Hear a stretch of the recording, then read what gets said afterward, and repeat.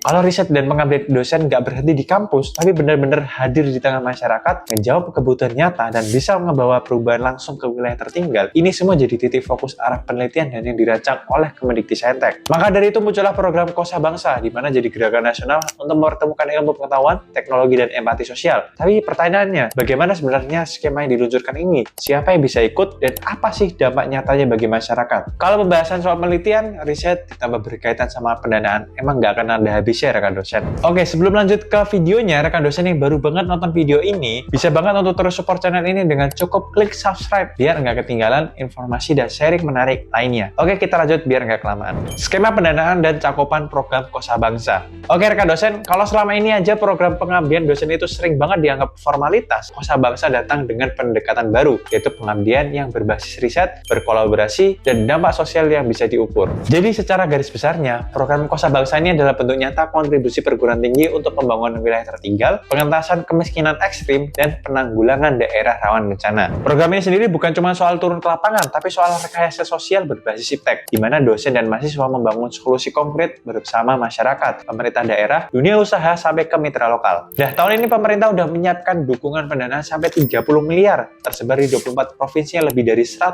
tim pelaksanaan dari berbagai perguruan tinggi. Pendanaan ini bisa digunakan untuk aktivitas kayak pengembangan ekonomi lokal dan kewirausahaan sosial, pemanfaatan energi terbarukan di daerah terpencil, ketahanan pangan, dan penguatan kesehatan masyarakat berbasis komunitas. Nah, semuanya itu diarahkan untuk satu tujuan besar, agar ilmu pengetahuan hadir langsung di titik paling membutuhkan. Tapi yang membuat Kosa Bangsa benar-benar menarik bukan hanya dananya, tapi bagaimana pendekatan sosial dan teknologinya itu bisa merubah wajah desa dari dalam. Pemberdayaan dan dampak program Kosa Bangsa. Oke, kalau rekan dosen pernah dengar istilah pengabdian yang memberdayakan, bukan memberi, ini bisa jadi wujud nyatanya. Program Kosa Bangsa dirancang untuk membangun kemandirian ekonomi masyarakat lewat kewirausahaan sosial dan pemanfaatan teknologi tepat guna. Nah, untuk strategi jelasnya, perguruan tinggi hadir bukan sebagai pemberi bantuan, tapi pendamping inovasi lokal. Dosen dan mahasiswa mengembangkan teknologi yang ramah lingkungan, mudah diterapkan, dan relevan dengan potensi daerah. Nah, yang terakhir, setiap kegiatan diarahkan untuk meningkatkan produktivitas masyarakat dengan cara yang berkelanjutan. Contohnya, beberapa daerah aja, tim Kosa Bangsa bisa mengubah limbah pertanian menjadi energi biomasa, pengembangan aplikasi pemasaran produk desa, atau juga bisa membuat alat produksi pangan sederhana dan bisa dipelihara masyarakat sendiri. Terus kalau ditanya soal dampaknya, jadi masyarakat nggak cuma menerima hasilnya aja ya rekan dosen, tapi juga bisa ikut bagian dari proses inovasi ini. Perguruan tinggi sendiri menjadi motor penggerak inovasi daerah, dan hasilnya terasa langsung, mulai dari peningkatan pendapatan sampai ke perubahan pola pikir menuju kemandirian. Nah, program itu bisa menjadi pendorong sinergi antara pengabdian masyarakat dan kebijakan pembangunan berkelanjutan, yang artinya apa yang dilakukan di tingkat lokal juga punya relevansi nasional, bisa menyentuh pilar ekonomi, sosial, dan lingkungan secara sekaligus. Dan semua itu hanya bisa berjalan efektif kalau sarananya itu tepat, yaitu daerah yang benar-benar membutuhkan intervensi strategis. Terus di mana aja fokus wilayah prioritas Kosa Bangsa 2025 ya? Fokus wilayah prioritas program Kosa Bangsa. Rekan dosen, kalau Anda ingin tahu seberapa luasnya sih jangkauan program ini, mudahnya cukup lihat peta persebaran wilayah yang disentuh oleh Kosa Bangsa di tahun ini. Karena fokus utamanya dari program Kosa Bangsa adalah wilayah tertinggal, kawasan kemiskinan ekstrim, dan juga daerah rawan bencana. Nah, di beberapa di antaranya bahkan termasuk ke wilayah kepulauan terpencil, kayak Kepulauan Taulut, Maluku Barat Daya, sampai ke Raja Ampat. Nah, intervensinya mencangkup penurunan resiko stunting dengan pendekatan gizi berbasis sumber pangan lokal, pengentasan kemiskinan ekstrim lewat modal kewirausahaan sosial, dan pemberdayaan ekonomi lokal dengan teknologi tepat guna yang sesuai dengan kondisi daerah. Pendekatannya sendiri selalu konseptual ya rekan dosen, yang artinya tuh solusi di satu daerah bisa sangat berbeda dengan daerah lain, bergantung pada potensi permasalahannya, dan dari situlah kekuatan Kosa Bangsa menyatukan ilmu dan empati dalam satu gerakan kolektif. Karena pada akhirnya keberhasilan program ini tuh bukan diukur dari laporan kegiatan, tapi juga lebih ke mengarah ke perubahan nyata di lapangan di wajah masyarakat, di kemandirian ekonomi, dan juga di harapan yang tumbuh kembali. Dari program ini untuk mengubah cara kita memandang peran dari perguruan tinggi yang bukan hanya meneliti untuk jurnal, tapi meneliti untuk kehidupan. Dengan kolaborasi lintas kampus, masyarakat, dan pemerintah, Kosa Bangsa menegaskan satu hal, bahwa ilmu pengetahuan hanya bermakna kalau membawa manfaat bagi manusia. Kalau video ini bermanfaat, jangan lupa klik subscribe dan share ke rekan dosen lainnya. Like dan komen di bawah ini apa yang perlu kita kulik lagi seputar karir dan akademik dosen. Sampai jumpa di video selanjutnya.